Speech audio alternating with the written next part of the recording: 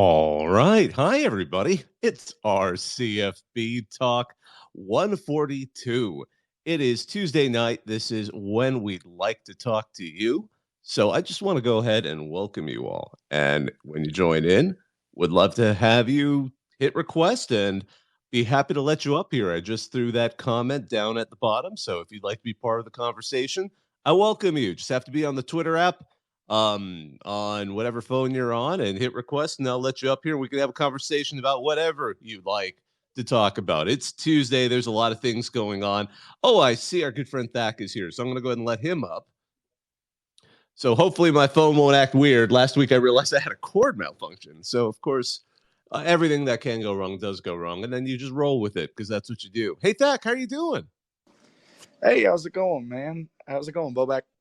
It's good, man. I nearly forgot it was Tuesday because my kids are finishing up school, and I felt like, okay, it's Friday. I had to go to a fifth grade graduation, and I'm like, all right. And then I literally had a friend go, "Hey, are you doing the show tonight?" And I went like, it was like, I mean, I'm in Central Time, and it was like 8:34, and I'm like, oh my gosh, it's Tuesday. So here I It am. is it is graduation party season filled with barbecue finger food and cake.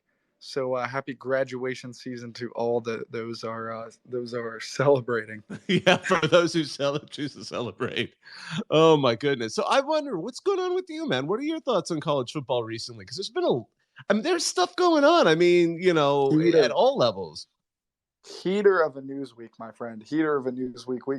We got some crazy stuff going on. SEC voted on finalizing the 8-game season, in which I don't think they'll vote on that again until 2024, I believe. I think it was only a handful of schools, including the beloved my team, Missouri Tigers, who had voted on the 9-game season, but it was struck down. The other thing, too, which I am super excited about, the Netflix docu-series announced. It'll be Urban Meyer's time at the Florida Gators. Obviously, you've got a ton of characters there. Tim Tebow, Aaron Hernandez. I mean, just an incredible, strange, weird time in college football that will certainly make for a very interesting documentary. And of course, you've got the big news in the past 2 days. Colorado having a meeting agenda item called legal advice for CU Yes. athletics. I think that's going to be the big one here. Where people are saying that there is a possibility of Colorado and possibly another school coming to another conference. Specifically, people are projecting the Big 12, and it's interesting. The Big 12 seems to be amassing schools, while the SEC and the Big 12 have come out and said that they're laying off at least for a little bit. I don't think that there's any hot super interest right now in the SEC picking up a school like Florida State, at least this year. So it's interesting seeing what may happen with the Big 12 and what moves may happen there. What do you think about Colorado returning to the Big Mm. 12? Yeah, no. So I have some thoughts on that. I think they certainly are open to it. And I think it was last week there was a news item where the president of Colorado, he was basically, or it may have been the athletic director. I apologize. It was last week, but he said like we'd like to stay. He gave like almost what sounded like the dreaded vote of confidence in the Pac-12 for now. But at the same time, he said like he wasn't hiding the fact that yeah, no, we are talking to the Big 12. We're listening. He's not saying we're not listening to them at all. But I think a lot of it's going to hinge on this long delayed because the media rights deal the Pac-12 gets, and if it's not attractive, I think that's where we'll see potentially some moves. And even then, what makes it not attractive? I don't know. I think if it's really close to the low $30 million range that the Big 12 is now going to be paying out, I think there's a chance they can retain people just because of the headache it might cause. But that we've seen, because I mean, as I've said before, the Pac-12 isn't very cogent in how it approaches this, at least in terms of messaging. The Big 12 is pretty much your mark is doing his thing to the point where people are like, there were reports that Yormark's been talking to teams without even the rest of the conference along his side. Like, I mean, because UConn and Gonzaga have been mentioned as potential additions. Obviously, Gonzaga would be basketball only, and UConn would be an interesting way. I mean, one of the one of the one of the West Virginia fans and hearing UConn might join the Big 12 is like, this is just the Big East with extra steps. I mean, the old Big East, for those of you who remember that. But no, it's really curious to see where all of this is going to go. I think we're going to see whether or not that Pac-12 media deal is sweet enough to keep those teams in. Otherwise, it's going to be a free-for-all out there. And if it's a sweet enough deal, I think the Pac-12 will then move to that anticipated San Diego State SMU kind of edition. And then I'm sure the Big 12 will have to come up with something to reply. Going back really lightly, just to reiterate the issues with the ACC at the moment, that grant of rights deal was crafted so well. It's this thing that always gets brought up. But basically, all the ACC teams are locked in with what has been estimated even by Florida State in a presentation to the Board of Regents back in February as $120 million like penalty. So they can't just run out the door. I mean, although Florida State has flirted with the idea of how long it would take to recoup that as an SEC member, but that assumes that they'd be let in, because historically, and now I'd argue they're a more attractive team now than the first time this ever came up. Gosh, it must have been here's my age coming. It might have been 30 years ago or 20 years ago. Whenever South Carolina joined the SEC, and it was the early 90s. That was apparently something that Florida State was trying to be part of when they'd been a longtime independent. And that obviously didn't work out. But now they're certainly a more attractive team. We've talked about it last week. Clemson would also love to be a part of that. And if the ACC were to break apart, there's some teams there that the Big Ten might actually be interested in, as tepid as they've been about adding teams from the Pac-12 again.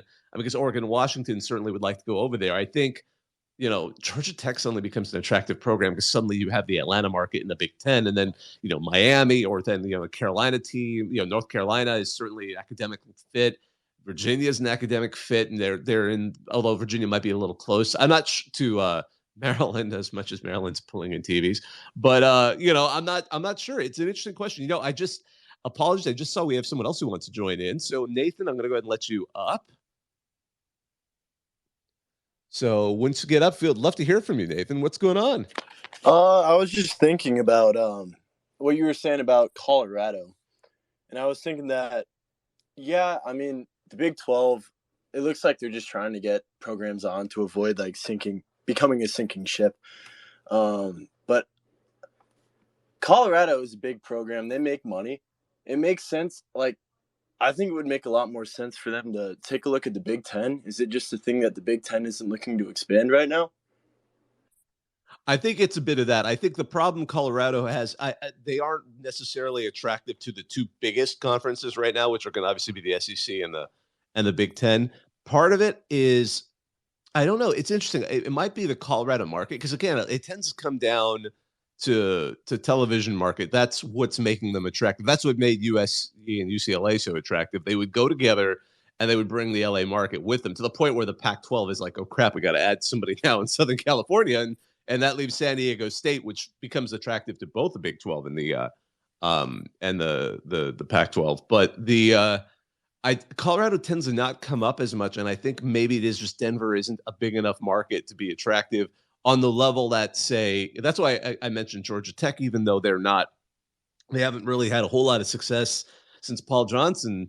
At the same time, it's such a huge market. It's the whole reason, they added Rutgers to the Big Ten, even though it's not like the Scarlet Knights have a story other than starting the sport. They don't necessarily have a storied history of being particularly great. Yeah. But I think that's its big hurt. But of course, with Colorado in the Big 12, part of the reason is I think there's culturally this sort of twist in that group where they are the weakest link, in the sense that they kind of remember being part of the Big 12 before. While obviously they're going to lose Oklahoma and Texas, they certainly remember playing some of those teams, although they're heated rival. The one, if you know anything about Colorado, and for those who out there who may not know, Nebraska is probably the most hostile rival you'll ever find, other than, obviously Colorado State. But I mean, Nebraska fans, I remember when I went to that campus, and if you ever get a chance to see a football game, it's one of those cathedrals of college football. The only thing I ever saw effigies of on that campus was of Colorado, and I was like, Yeah. okay. Yeah, I actually go to Nebraska, and I can confirm that. Yes. Yeah, we hate the Buffs. We definitely hate the Buffs. Yeah, it's like the nicest fans, except for Colorado. Then suddenly it's like a totally different attitude, and you're like, I had no idea Nebraska fans had this in them. Yeah, that's another reason I think it would make so much sense is because, I mean, even for Boulder right now, you see the ticket prices. The Nebraska-Colorado rivalry should be something that is played more often than it is. It's a moneymaker for both cities. The fans obviously want it. You can see just on the internet the back and forth they're having. And, I mean, I just think it makes sense. And it makes the Big Ten, the new Big Ten, less of a meme geographically because you have UCLA and USC and then nothing, and then Nebraska. I think if you just add a bridge in there, it makes a lot more sense. And then you kind of have a division too. That's not a bad idea, although I think eventually divisions are going away, and I think that's part of what the SEC is going to do. Thak, I know you wanted to chime in here. Oh, yeah, I just wanted to say over here in Missouri, we don't particularly like the Buffs either. They got an extra down, which led to a fake national championship. Yeah, I think I heard about that once. Yeah. We got all the former Big 12. We got the Nebraska guy. I mean, I'm out here in Kansas right now in enemy territory, and man, if that Big 12 didn't fall apart so easily, it would have been such a fun conference. Mizzou, Nebraska, Kansas, Colorado, Oklahoma, Texas, and I think it would have been even more fun now with a little bit with Oklahoma and Texas not the hottest they've been in a little bit. I mean, it would be so fun, but I digress. I'm waiting to talk to a young college football fan who will be like, wait, West Virginia wasn't always in the Big 12 or something like that, where you'd be kind of like, oh, like I feel so old. Just one last thought on Nebraska before, and I see we have someone else who wants to jump up, and I'll let you up in a moment. I just saw there was a tweet from Mitt Winter. He's a sports lawyer, and I always like reading what he writes. He wrote it about a little over a week ago, just about, it was a quote from Nebraska's president on Nebraska wants to be a leader where college athletes are directly paid by schools. The NCAA, he believes, may not be capable of leading with changes coming to college athletics, but at the same time, he doesn't think there should be like a federal rule on NIL legislation. That's a whole other topic which I can talk on so much, because for a long time I was doing a guest part on a newspaper's NIL speech, but podcast. But oh my goodness, that was an interesting take, and I'll be curious to see, because meanwhile, just sort of one more thing I'll just throw in there. I was just reading that actually there is several universities are actually banding together to talk to Congress to try and get some legislation on NIL, because they're actually, there it is. Yeah, it's Clemson, Georgia, Ole Miss, Tennessee, and Washington are going to go and lobby to Congress this week on NIL laws. And I know Kirby Smart has said some things about that around SEC media day. Probably not media days. Pardon me. They're having the SEC meetings. It's like more of an in-house thing, although they let reporters go along. And the problem is Kirby Smart is like the worst. I mean, I'm not saying this as an insult, but he's like, unfortunately, it's hard for people to listen to what he says because he's the reigning 2-time national champion. And some people are like, oh, well, he plays a game and it's unfair and blah, blah, blah. But at the same time, like, I kind of agree with what the statement for why they're saying it, because the head coaches like him, because he'll also say, and I've heard him say this, and I've heard other head coaches say this, the NIL and especially the portal have kind of ruined their lives a little bit. Like, not just the high paid coaches, but like the assistants. They're like, all I ever do now, especially at the FBS level, it's like, all I ever do is worry about, are we going to lose a player? Are we going to, how do we get these players to come along? And the usual break time that a lot of coaches were getting right after the season, or right in between, like the after, especially, between recruiting, has kind of evaporated for a lot of them. So I think a lot of them are just sort of like, some of the coaches are on the side of, look, we'll play this game, we'll keep playing this game and all these absurd rules, but can we just like have a set? Because there was a great article last week by Ross Dellinger, and if you get a chance to read it, it's basically talking about all the complicated rules that that, for example, in the SEC are dealing with inside the NIL battle that is splintering the SEC. That was the title of the article. It came out on May 30th, is at least when he tweeted about it. And I read the full thing. It is one of the best articles I've read on this topic because it talks about how, in the SEC alone, you've got 11 states among all those teams, including, obviously Texas and Oklahoma are part of that, going to be part of that soon enough. So you have Oklahoma and Texas that have passed rules that are state laws that are very generous in NIL. So that allows coaches and players. It allows the NIL collectives to be a little bit more aggressive. It says the NCAA can't enforce their rules in those states, but actually, if you read it, it means the SEC conference can't even enforce its rules in those states on NIL issues. And then Mizzou went and topped them both by passing a law that says an in-state recruit, high school recruit, if they have signed with an in-state team. So if you're from, let's say, St. Louis or Kansas City, in the state of you're a top recruit, you sign with Mizzou, or I guess Truman State, you can now get an NIL deal, and no other state can do that. So meanwhile, if you look a little earlier this year, like back in January, February, Florida finally passed a law to loosen up their own NIL rules. Because if you look at the history of all of this, because those of us who can remember the 2022 season, it feels so long ago when you're talking NIL. But I mean, Florida had some of the most restrictive rules because when NIL came out, a lot of states just didn't know what to do. They were like, well, some of my constituents say they're really mad about like the idea of paying players. So let's make our rules a little tight. So, we'll please our university, we'll please these constituents who are writing to me. And then after like a season and a half, everyone's like, oh, wait, that state lets you do what? And then suddenly those same fans and it's a wonderful bipartisan issue. I'm not saying it's political at all. It's actually easy to pass because suddenly, you get people on both sides of the aisle totally happy to pass an easy law that'll please, all the university fans in their state. And suddenly, so Florida finally went around to redo their law, and now they can't do anything that they can do in Oklahoma, Texas, and Mizzou. So in Missouri, which is basically Mizzou. So that's kind of what we're dealing with here. So that's why when you hear a lot of these coaches and schools saying like we'd like a national law, and that it's because I think a lot of them are starting to get nervous that what's going to happen here. And one other thing that Ross's article was good about, it talks about the unforeseen consequences of this, which could bring in Title IX infractions. It could actually, some of these rules that are being passed, especially in Texas, are basically saying collectives don't need to be as separate from the university. So it allows them to blend into things like the foundations. And Texas A&M has a special situation where the 12th Man Foundation is kind of, it sits in this perfect spot to allow it to, where it's not quite the university, but it's close enough where it's decided to get into the NIL realm. I'm not going to get into the details of that just in a second, but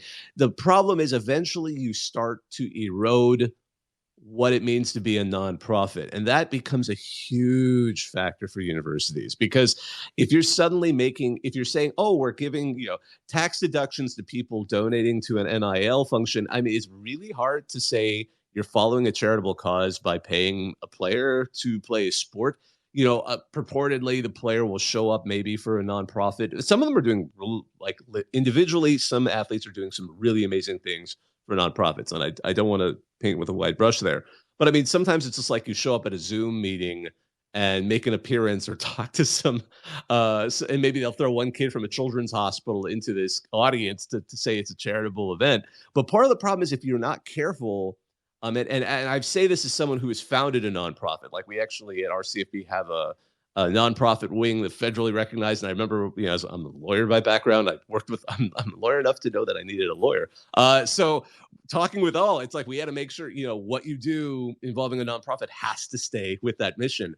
And if they get a little too close to the sun with some of these new NIL rules on the state level, and the thing is, the legislators are trying to score easy baskets. It's not like, again, I said, it's bipartisan. It's not about a political party here. They're just like, oh, wow, if I keep passing these laws, all of these sports fans love it, and then I'm afraid they're gonna accidentally pass some laws that allow a university to do something that's going.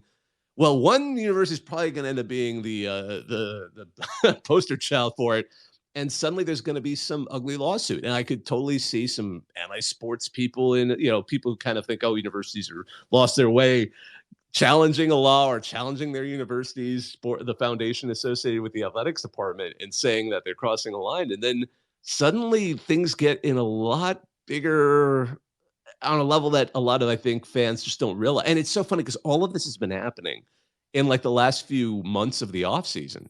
So I think if something really blows up, there's going to be a lot of casual fans that are going to pop up in the fall and be like, wait, what?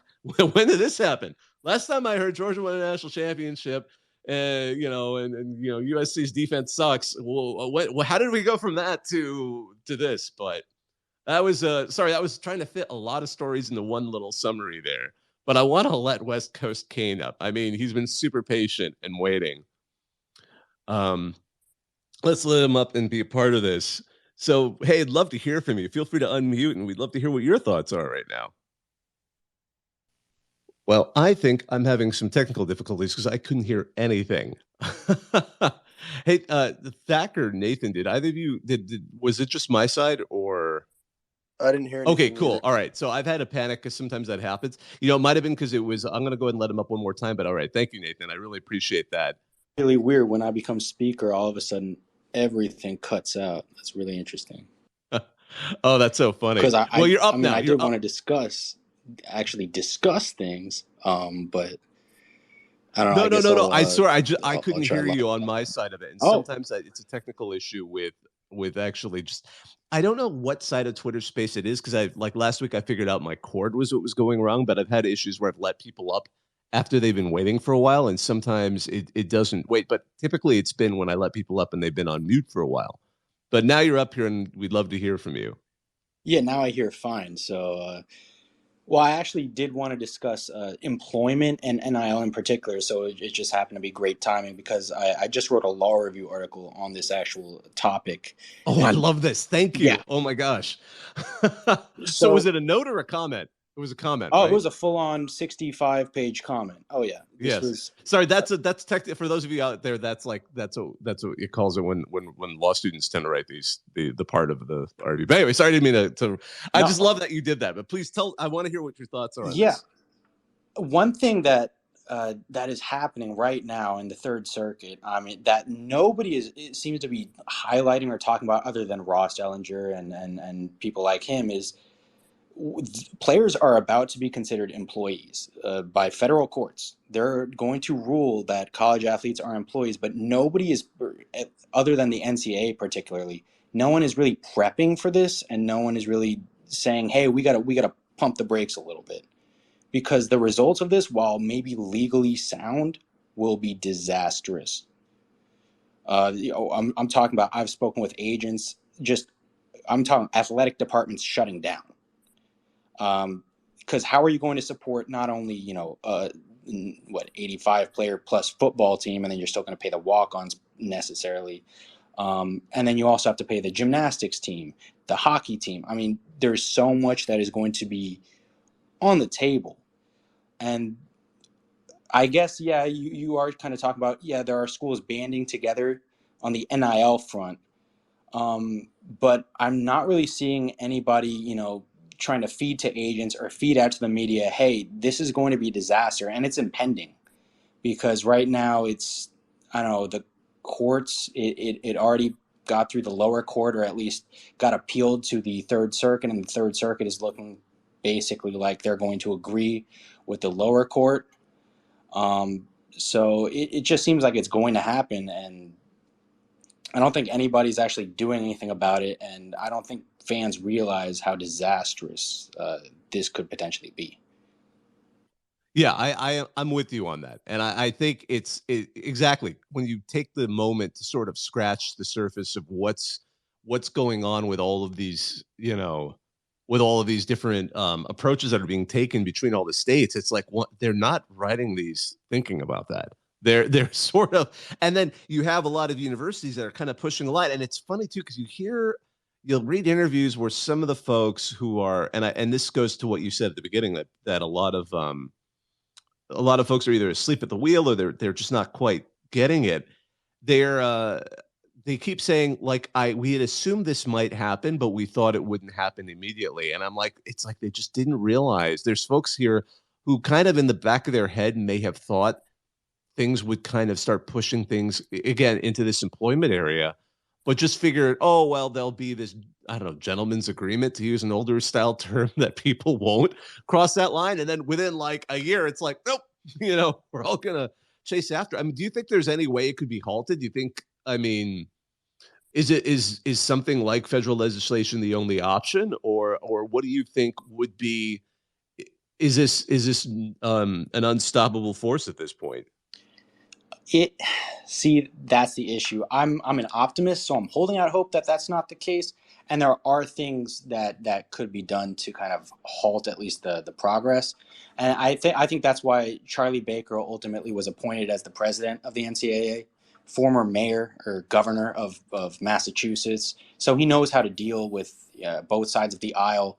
But the problem on at least the term of federal legislation is, the NCAA was kind of banking on the midterms going in favor more of the Republicans. But now that there's basically political gridlock, it doesn't seem like any federal legislation, one way or another, is likely to pass.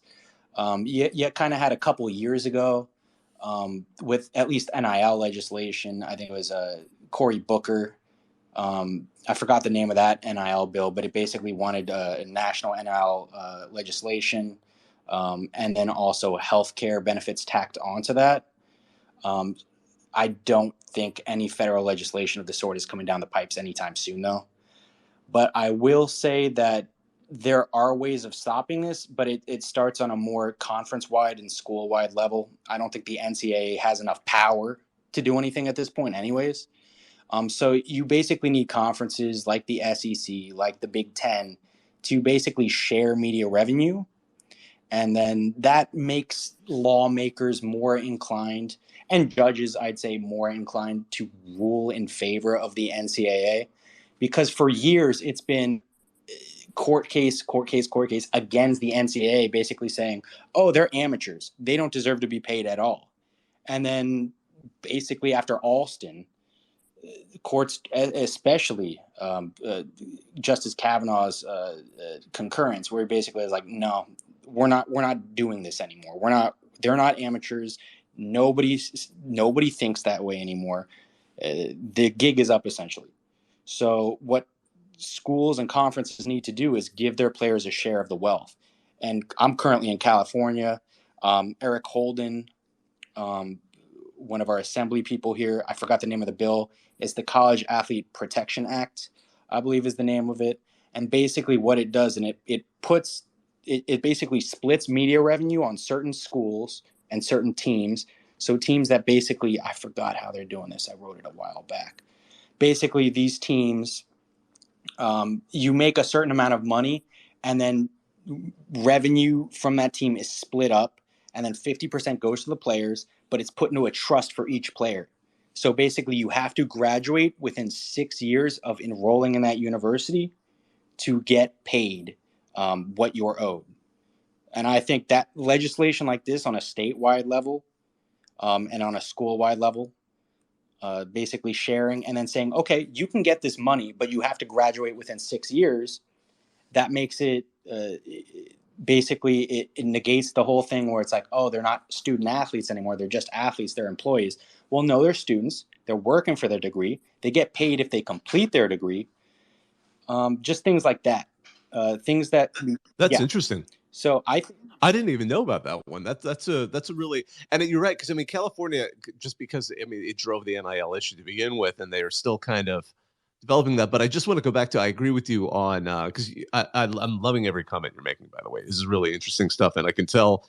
It's so funny. Lawyers can tell when other lawyers are talking just because based on it's like, But at the same time, I agree with you because I think, one of my favorite sports law professors who writes on this is Michael McCann.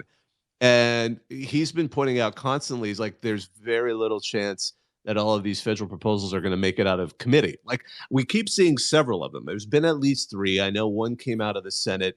Lindsey Graham was proposing it. There's like one by some congressman in Florida that got a lot of news attention when they were talking about creating like some sort of national NIL committee. And then there's like an Ohio congressman that's trying to create one. I'm sure there's several others, but the problem is, realistically, can any of them really make it out of, and all of them tend to mention at the very end, oh, and by the way, athletes aren't employees. It's like they're all writing that line into it somewhere. But I'm not sure, and I agree with you. I think, yeah, I'm looking at one of his more recent things, because McCann used to write for Sports Illustrated, now he writes for Sportico.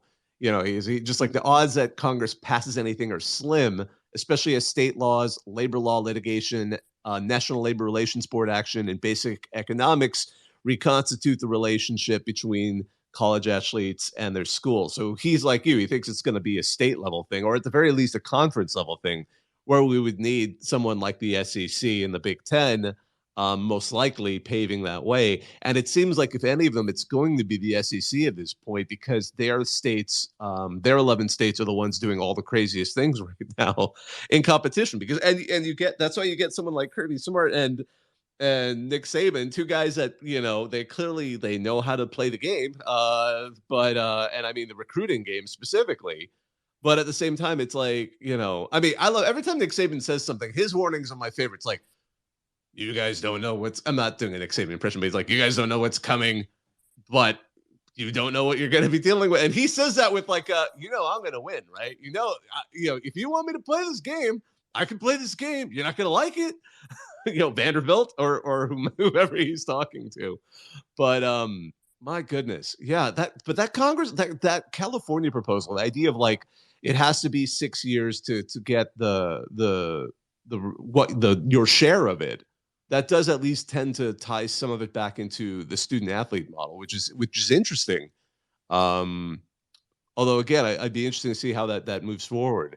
And I think that's what a lot of people don't realize, how like, when we're talking about college sports and athletes, and whether or not they're going to be paid or not, it tends to still cross that. Because, you know, when we talk about Supreme Court justices and talking about that, I had someone who was listening in send me a message about like, oh, Justice Kavanaugh. I'm like, no, okay, you got to set that part aside. This is really a bipartisan issue when we talk about it, especially when we're trying to figure out the role of the NCAA. They keep running into courts that are almost, I mean, but doesn't matter who appointed the judge. They are like not happy with how this has been. Yeah, exactly. Yeah. It's like I remember it used to be, I always joke about baseball because all the exceptions that were carved out for baseball, and I'm like, yeah, you can tell judges have loved Major League Baseball. That's why all of these exceptions keep getting cut out. I can't remember, there's some famous decision where a judge, was it even a justice? I can't remember, but basically said, I will look at anyone challenging this as challenging America or something like that. And it's like, okay, come on, for real. Any other like industry, if somebody said, if a good judge said that, you just can't say that. But I think that the patience with the NCAA has certainly run out. So I know some people would be curious. And by the way, for a while, I just want to say that Ross Dellinger article where he touches, I mean, again, he's writing for Sports Illustrated. It's not like a super in-depth, but he hits on a lot of these potential topics. I added as a reply to this tweet that is the Twitter space. So if you'd like to read that and just get a real glimpse of what we're talking about when there's a Pandora's box out there, I recommend it. It's now 9:35, and I've been trying to keep these to about 30 minutes on Tuesday night, so I'm going to probably use this then as an opportunity to wrap it up. But I wanted to just, first of all, thank everyone who was up here. This is one of the, it's so nice. Last week, it's always funny. We can never predict who's going to call. I think last week was 98% me just talking. And I always have like, I'm not joking, if you could say I have like an ultra wide monitor, I have like 40 tabs open with like, well, I can fill time talking about all these topics. But then I saw Thak, and then we had Nathan, and then we had you, Mr. West Coast Kane. And it was wonderful to get this kind of conversation. And that's what I love hearing, because there's always such good, interesting insight that we got from all of you guys. So I just wanted to thank you guys for joining us. My name is Bobak Hayeri. This was our CFB Talk 142. We do these every Tuesday night in the off season at 9 p.m. As I joked, I remembered this at 9:34 Central Time. It's 10 p.m. Eastern when we start these. But on behalf of everyone at our CFB, thanks again for listening. Now I'm going to hang up and listen.